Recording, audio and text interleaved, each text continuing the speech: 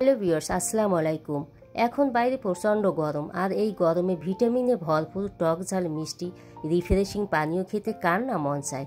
আজ আমি বানাবো এমন একটি পানীয় যা আপনারা প্রায় খেয়ে থাকেন। এই জন্য আমি নিলাম মাদারিসিতে ফ্রেশ আম। এর দুপাশ কেটে ফেলে দেব। এরপর একটা ফিলারের সাহায্যে পাতলা করে খোসা ছাড়িয়ে নেব, যাতে সবুজ অংশটা অক্ষুণ্ণ থাকে এবং শরবতের লুকিংটা দেখতে ভালো লাগে। ভিউয়ার্স, কাঁচা আম ভিটামিন সি সমৃদ্ধ। কাঁচা আমের মূল কাজ হলো আমাদের শরীরের ডিহাইড্রেশন ঠিক রাখা। কাঁচা আমের ভিতরে এমন কিছু এলিমেন্ট আছে যা আমাদের পেটের যাবতীয় সমস্যা দূর করে। যদি আমের আটি বাঁধানো থাকে, দুপাশ থেকে কেটে নেব।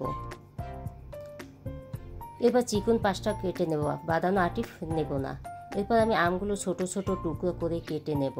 কাঁচা আমে ভালো গুণাগুণ রয়েছে। যাদের পেট বুটবাট করে তারা নিয়মিত খেলে ভালো ফল পাবেন। এটা diabetes patient, high blood pressure patient, সব ধরনের পেশেন্টরাই খেতে পারবেন। তো আমার আম কাটা হয়ে গেল, আমার 1 কাপ পরিমাণ আম হয়েছে। এখন একটি মিক্সিং ব্লেন্ডারে আমি কেটে রাখা আম দিয়ে দিলাম পুদিনা পাতা। এরপর দিলাম লেবু রসে অসাধারণ একটা ফ্লেভার আসে। এরপর দিলাম হাফ চামচ হিমালয় পিঙ্ক সল্ট, হাফ চামচ বিট লবণ, হাফ চামচ ভাজা জিরার গুঁড়ো, একটা ছোট কাঁচা মরিচ, দিয়ে দিলাম মধু। আর মধুর গুণাগুণ সম্পর্কে আপনারা তো জানেনই।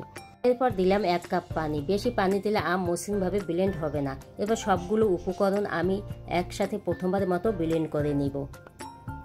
প্রথমবার ব্লেন্ড করার পর আমার এরকম হয়েছে। এরপর আমি এর ভিতরে 3 গ্লাস ঠান্ডা পানি অ্যাড করে দিয়ে দ্বিতীয়বারের মতো ব্লেন্ড করে নিব।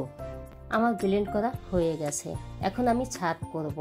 দেখুন কালারটা কতটা গ্রিন হয়েছে। এই জন্য আমি খোসা ছাড়ানোর সময় পাতলা করে খোসা ছাড়িয়েছি। এখন দিয়ে দিলাম এর ভিতরে আইস। এরপর দিলাম লেবু আর পুদিনা পাতা দিয়ে সাজিয়ে দিলাম। দেখতে কতটা লোভনীয় হয়েছে। এটা খেতে ভীষণই টেস্টি আর ভীষণই রিফ্রেশিং। তো আজ এ পর্যন্ত। আল্লাহ হাফেজ।